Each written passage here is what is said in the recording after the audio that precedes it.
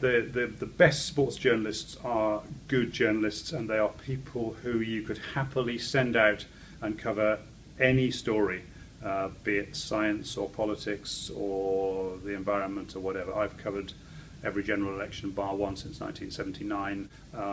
By a long way, football is the easiest in that sense because it is more familiar to most people because it's the national sport. And sports like rugby and cricket and sailing, for example, and tennis, although tennis isn't necessarily doing as good a job as it could do, and golf, ditto, have worked quite hard to try to make themselves appeal to a wider range of people.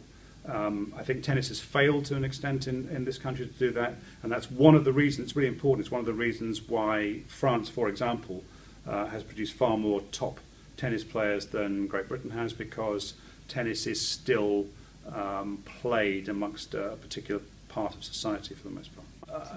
If you pretend, you get found out. What's your opinion about the golf player Victor Dubuisson? I think he's absolutely fascinating. I think he was a breath of fresh air. He was in many ways the most interesting guy on the Europe Ryder Cup team. As Victor Dubuisson comes across as somebody who is just going to treat people however he thinks fit, and if that involves appearing slightly rude, he just doesn't care, and actually that's quite refreshing.